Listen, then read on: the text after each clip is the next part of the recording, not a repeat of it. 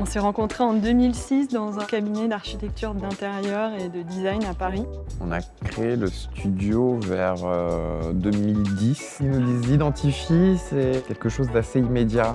On n'aime pas les objets avec des fioritures, on aime bien qu'il y ait un impact direct. On aime le jeu graphique, jouer avec la trame, alors particulièrement dans nos objets ici, Grid ou Tavla. On essaye de créer une sorte d'alphabet, de code, de signes assez simple. Et cet alphabet va nous servir à écrire le projet. C'est vrai qu'on se qualifie de pluridisciplinaire. On a toujours eu en tête le fait que l'objet ne se suffise pas à lui-même. L'objet vit dans un espace. Comment on travaille un espace en fonction de l'objet? Qu'est-ce que ça veut dire? Est-ce qu'un espace, c'est pas juste poser des objets, c'est aussi le faire vivre?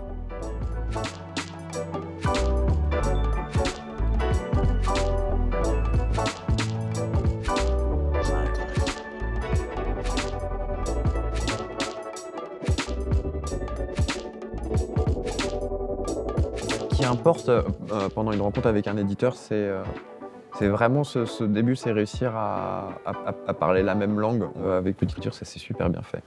Après une collaboration qui dure, c'est plein d'étoiles qui s'alignent souvent. C'est le bon produit pour la bonne personne. Donc, la fabrication est primordiale, une belle communication entre les équipes. Je trouve qu'on a aussi cette envie de créer des objets qui sont là pour durer. Première collaboration avec Petite Friture, c'était une collaboration plus graphique où on avait dessiné une collection de motifs à appliquer à des plateaux. Le deuxième projet, c'était des tables basses qui s'appelaient ISO-A et ISO-B. Ensuite, c'est suivi assez rapidement le projet Grid, une collection de canapés modulaires. Et puis, plus récemment, la collection Tavla.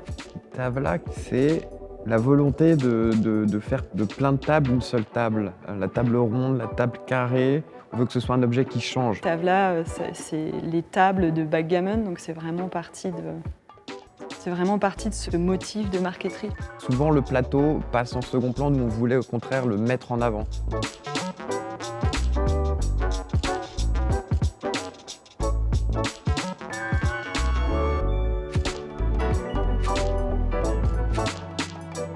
Ce qui nous tient à cœur aujourd'hui, c'est moins mais mieux.